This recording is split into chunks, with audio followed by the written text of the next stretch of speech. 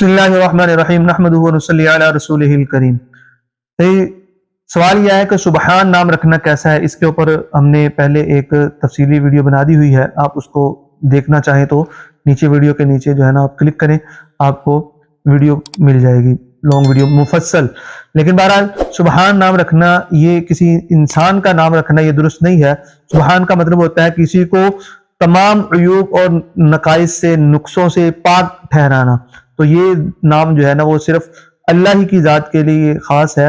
ہاں اگر کوئی رکھنا چاہے تو فضل سبحان رکھ دے، مطلب کہ سبحان کا مطلب اللہ ہی ہوتے ہیں اور یہ نام اللہ ہی کی شان کے لائق ہے، ٹھیک ہے۔ اور کسی کو بھی یہ نام رکھنا یا اس کو کہنا یہ درست نہیں ہے۔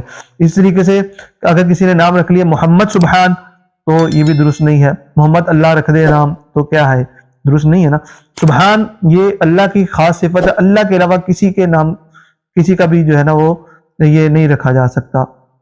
اسی طریقے سے غلام سبحان کر لیں یا عبد السبحان کر لیں، عبد السبحان رکھا جا سکتا ہے۔ سبحان کا مطلب آپ یہی سمجھیے کہ اللہ، ٹھیک ہے۔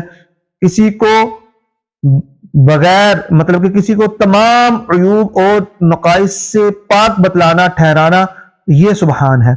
تو امید ہے کہ جی آپ کو آج کی ویڈیو پسند آئی ہوگی۔ اگلی ویڈیو تک کے لیے ہمیں اجازت دیں، تب تک کے لیے السلام علیکم ورحمۃ اللہ۔